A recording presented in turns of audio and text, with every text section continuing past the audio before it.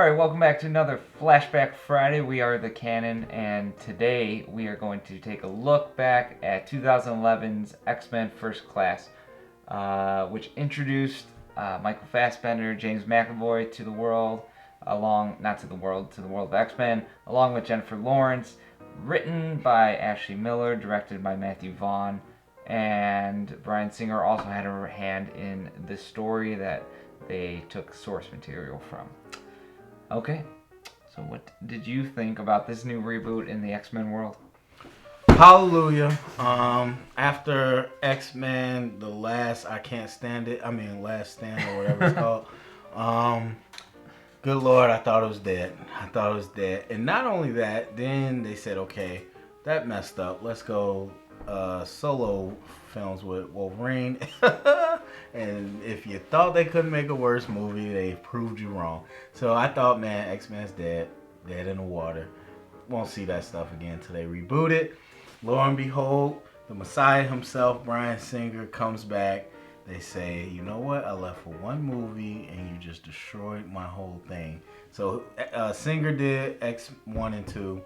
X3 was horrible. So he comes back, he writes this story. He really enlists Matthew Vaughn and really was like the creative force behind this movie. And then, of course, he took over as director after Vaughn left. But Singer said, okay, let's go back to the past and, kind of prequel style this. Mm-hmm. And going into it, I did see it in the theater. I went with a couple friends. It wasn't heavily marketed that I remember because, it wasn't really Wolverine or anything. So it was just kind of like, hey, what is this?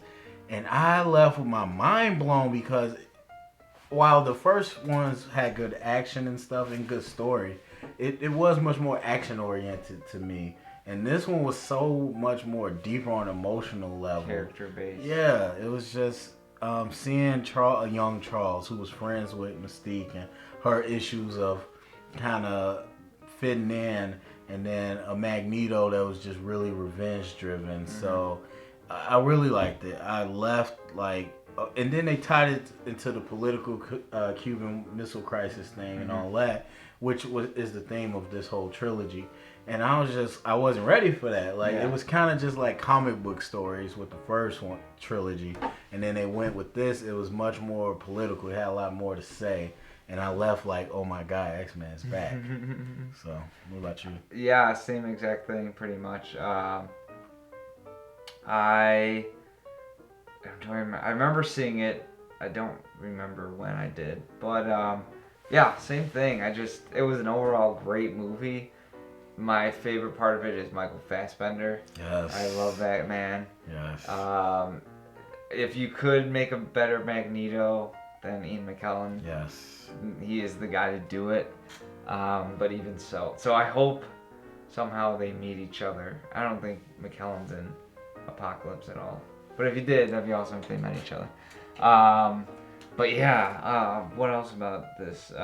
Jennifer Lawrence I hate, so I won't see. Now I'm with you on the J-Law hate train, but I liked her. I feel like I liked her a lot more when she was unknown, because no one was talking about her. She was a little more chubby. She just wasn't big at that time. And I remember thinking she was one of the best parts, her and Fassbender. And so I was like, man, I really like these, young actors. And then now that we are where we are now, she's completely different. Yeah. I feel like the fame changed her. And I feel like that's the reason a lot of people hate her. Not hate her, they don't like her because they see her in a lot and they feel she's fake. And I feel like she was much more just real and about her craft when she was unknown. So, okay. But you hated her even back then. Yeah, but if I'm comparing her to Days of Future Past and maybe Apocalypse, I could probably stand her a little bit more in First Class. Maybe for the same exact reason you were just talking about. But, besides that, seeing the younger mutants, that was cool. Introduction to newer, different mutants as well. And just the thing of them tying in everything that has already happened in that X-Men universe. Mm-hmm. So, as we've seen, it can get pretty muddled.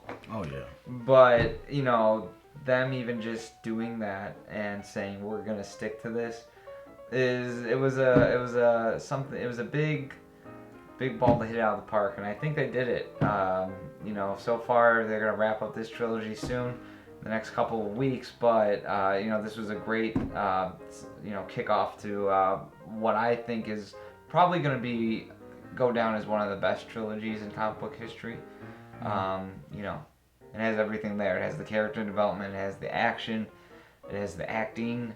So I think overall this movie is pretty much an A in my book. Yeah, even though they killed the black guy. They did. That one mutant, just too much power.